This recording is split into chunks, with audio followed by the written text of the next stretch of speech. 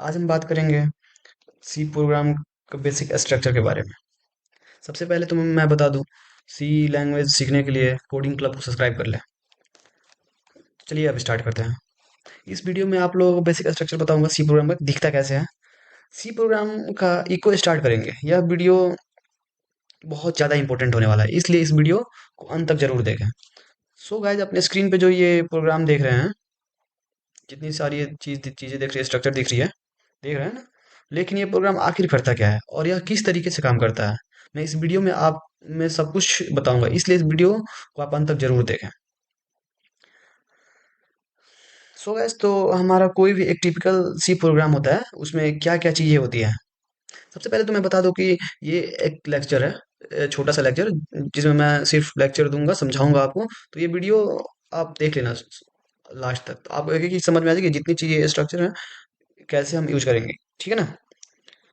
तो यह तो हमारा कोई भी एक टिपिकल सी प्रोग्राम होता है, उसमें क्या क्या चीज़ें होती है। उसमें हमारे pre processor commands, functions, variable, statements और एक्सप्रेशन और कमेंट्स, ये चीज़ें हमारे सी प्रोग्राम में हमें देखने को मिलेगी।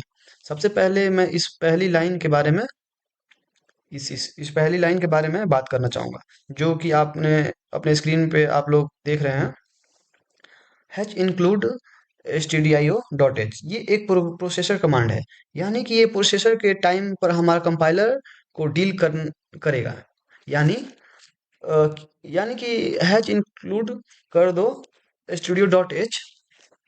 इस बात का मतलब क्या हुआ, ये लाइन सिंपली कंपाइलर को बतलाती है कि हम लोगों को stdio नाम की एक फाइल चाहिए इस प्रोग्राम में। तो हमको वो फाइल लाकर देगा और हम इस प्रोग्राम को लाएंगे, उस फाइल को, और उसके बाद प्रोग्राम का कुछ हो पाएगा। यानी कि stdio.h की कंटेंट्स की जरूरत है, कंटेंट्स की जरूरत है। उसको इस फाइल में इंक्लूड कर दो, उसको इस प्रोग्राम के साथ इंक्लूड कर दो। उसके बाद हम लोग इंट मेन देख रहे हैं, यह एक फंक्शन होता है। और अब आप कहेंगे कि यह फंक्शन क्या होती है, यह नया वर्ड आपने कहाँ से ले आया।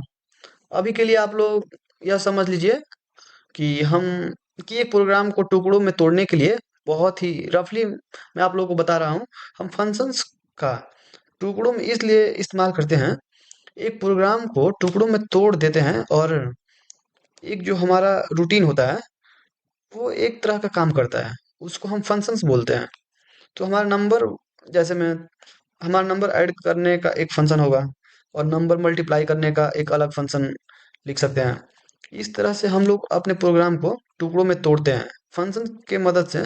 इंट मैन इंट मैन जो होता है, यह एक स्पेशल तरह का फंक्शन होता है, क्योंकि वहां से प्रोग्राम का एक्सक्यूशन स्टार्ट होता है और वहां से प्रोग्राम चालू होता है। हमारा प्रोग्राम शुरू होगा, इंट मैन के अंदर घुसेगा, फिर वहां से जो कॉल्स आएगी फंक्शन की, वहां पर जाएगा। समझ रहे हैं ना आप लोग। कहीं भी डाउट हो आप कमेंट करना, मैं क्लियर कर दूंगा डाउट को। ओके। तो फिर फंक्शंस को मैं आने वाला वीडियो में समझाऊंगा। फंक्शन जो है क्या होती है, कैसे क्या, मतलब ये मैं आने वाले वीडियो में समझा दूंगा, ठीक है। लेकिन अभी मैं आप लोगों को सिर्फ इतना समझाना चाहता हूँ कि जो इंट मैन लिखा हुआ है, ये जो इंट मैन लिखा हुआ है, इसमें मेन है फंक्शंस का नाम, और यह हमेशा मेन ही रहता है। सी प्रोग्रामिंग जहां आपने मेन लिख एक ओपन पेरेंथेसिस और क्लोज पेरेंथेसिस ये लगा दिया, तो इसका मतलब यह है कि यहाँ से मेरा प्रोग्राम शुरू हो रहा है, ठीक है। समझ में आया ना अभी तक। यहाँ लगाने को, यहाँ से हम लोग का प्रोग्राम शुरू हो रहा है। फिर आप लोग कहेंगे कि इंट क्या है। इंट वो इंटीजर है, जैसे मैं बता दूं, ये इंट, ये क्या है। इंट वो इंटीजर है जो कि फंक्शंस रिटर्न करेगा। हर एक फंक्शन की एक रिटर्न वैल्यू होती है, ठीक है। यानी कि आप जब इस फंक्शंस को कॉल करते हैं, तो वो आपको बदले में कुछ देता है, ठीक है।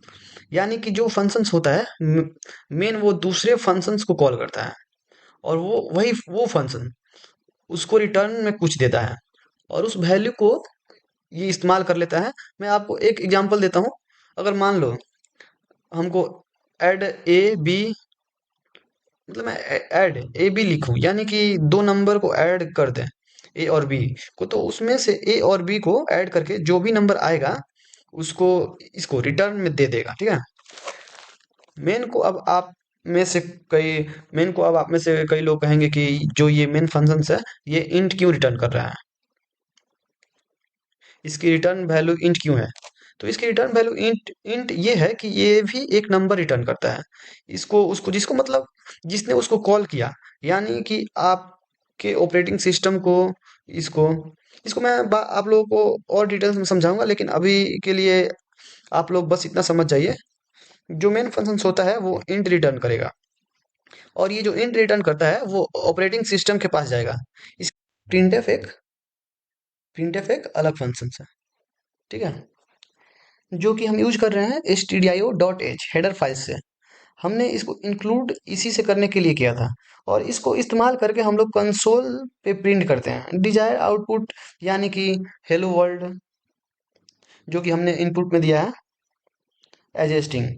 इसके बाद लास्ट वाली लाइन रिटर्न जीरो, ये ये है रिटर्न जीरो। जैसे कि मैंने आप लोगों को समझाया, ये रिटर्न में दे देगा देगा इंटीजर ऑपरेटिंग सिस्टम को, और जीरो का मतलब होता है कि सब कुछ ठीक ठाक चला तो ये रिटर्न में जीरो दे देगा हमारे ऑपरेटिंग सिस्टम का। तो ये है हमारा बेसिक स्ट्रक्चर सी प्रोग्राम का। मैं आशा करता हूँ कि जो बेसिक स्ट्रक्चर है सी प्रोग्राम का वो आप लोगों को अच्छी तरह से समझ में आ गया होगा। कहीं पे भी दिक्कत हो आप लोग बताना। नेक्स्ट लेक्चर में मैं आप लोगों को हेलो वर्ल्ड रन करके दिखाऊंगा, ठीक है, और आप लोग खुद से प्रैक्टिस करना।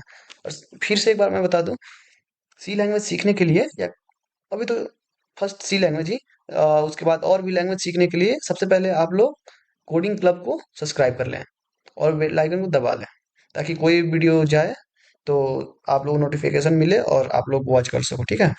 Thank you.